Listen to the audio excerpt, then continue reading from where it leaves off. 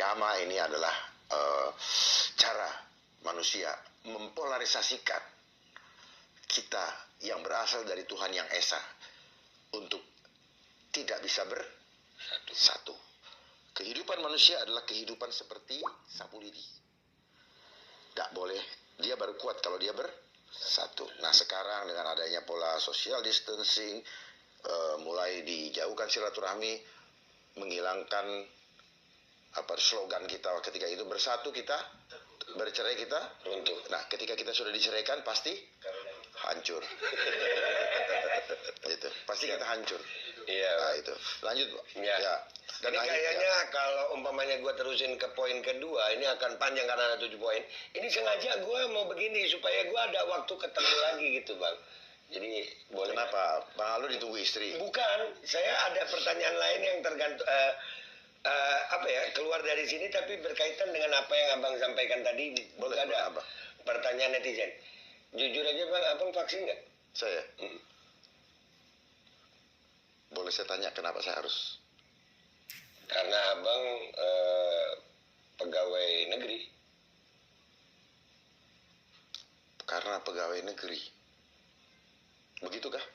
Iya, itu pertanyaan netizen karena yang terjadi sekarang ini kemarin itu setelah adanya mandatory, ini ada resiko gue nyebutnya nanti dikit aja ya.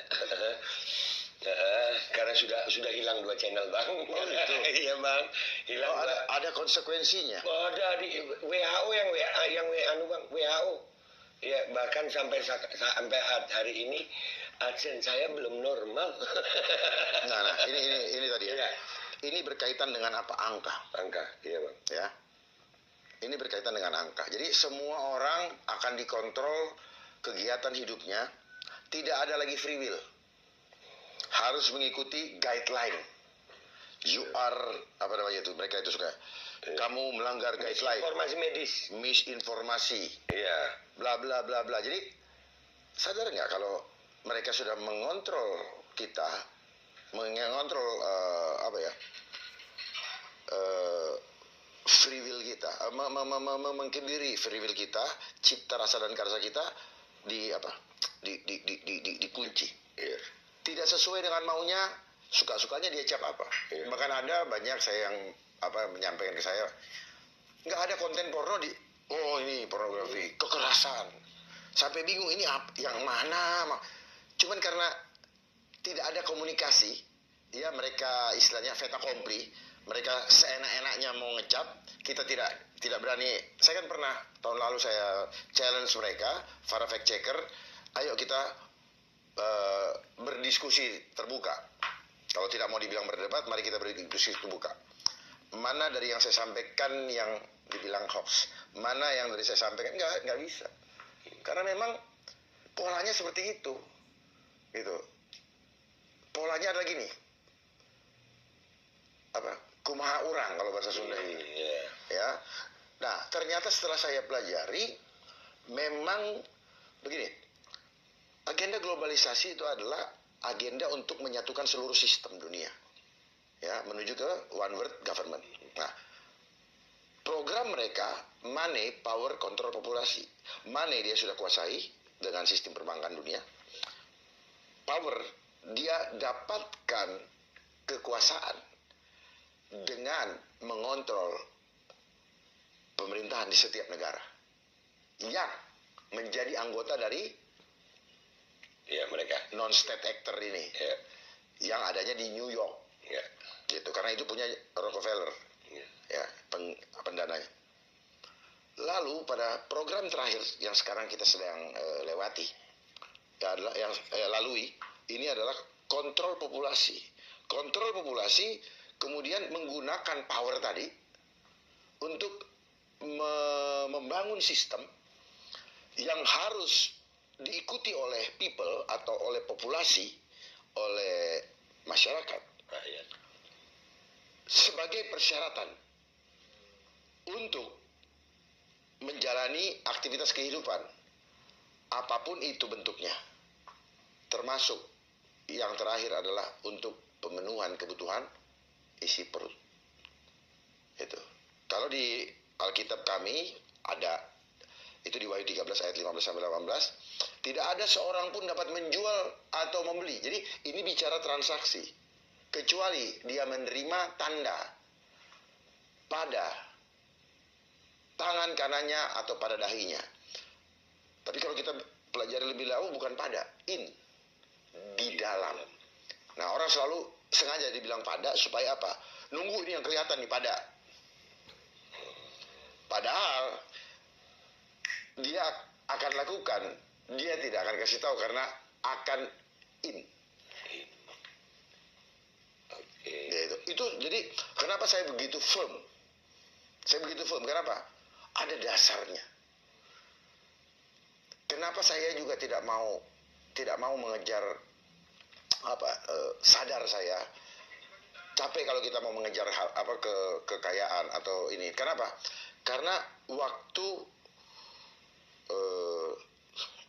ada seorang murid, seorang kaya, muda yang kaya lah, misalnya kayak ini nanya kepada gurunya Yesus gitu, guru, dengan apa harus kulakukan supaya saya masuk surga? Jawabannya sangat mengejutkan dan mengecewakan. Saya sudah lakukan semua loh yang kamu perintah, yang guru perintahkan. Kamu sudah lakukan semua, cuma satu. Jual semua hartamu, baru kau balik lagi ikut aku.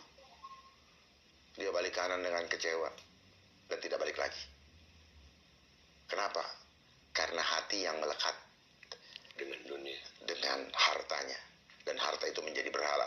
Ketika kita memilih sesuatu melebihi Tuhan, maka itu jadi berhala dan ditinggalkan. Itu yang kedua.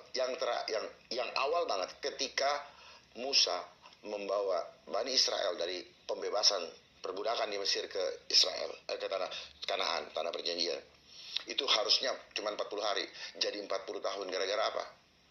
Gara-gara ngomel terus. Mendingan kita jadi budak daripada kayak begini, makan susah. Padahal Tuhan mau kasih yang lebih besar. Artinya apa?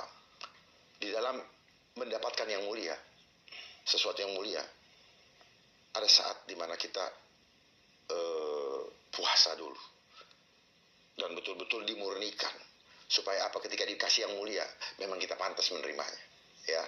Dan dalam perjalanan itu mereka tidak menanam, tidak membeli apa-apa. Tuhan kirimkan roti dari langit yang namanya roti mana. Roti mana. Nah, roti mana ini ternyata tidak bisa disimpan lebih dari 1 hari. Jadi para rakus nih buat istilahnya buat tabung, buat ngumpulin, buat 1 minggu, 1 bulan. Rebutan. Yang ada apa? Besok pagi dia bangun busuk. Tandanya apa? Gak usah nabung, gak usah. Tapi konsep dunia, hemat pangkal kaya. Orang disuruh nabung. Tujuannya apa? Mengajarkan kepada kita di alam bawah sadar kita untuk berhitung, sehingga kita menjadi pelit. Konsep supranatural, semakin banyak kamu menabur, semakin banyak kamu menuai. Ya. Jadi kalau bangsa ini ingin diberkati Tuhan, banyak menabur kebaikan, maka kau akan memenuhi kemuliaan dari Tuhan. Ya, Iya, Pak. Abang vaksin nggak? Saya tidak. Karena di mata saya pribadi, saya pribadi punya iman. Karena saya tahu firman-Nya, jangan ada ilah lain padamu. Jadi kalau saya menggantungkan kehidupan saya kepada ciptaan manusia, atau di dalam firman Allah dikatakan witchcraft, jangan ada ilah lain padamu yang menyerupai aku. Menyerupai itu bukan selalu bentuknya, tetapi pemahaman kita yang menganggap bahwa ini dapat menyelamatkan hidup saya, maka aku adalah Allah yang cemburu. Kalau dia sudah cemburu, nggak ada obatnya. Ya, jelas jawaban saya? Jelas ya. Dan saya siap mempertanggungjawabkan untuk dengan siapapun juga. Jadi jangan dibolak-balik mengenai saya melanggar hak asasi. Enggak. Justru kita yang benar di hadapan Allah. Ya. Baik, Bang. Saya tidak mengklaim, tapi inilah iman saya. Saya tidak menginikan, tapi saya menyampaikan diri saya.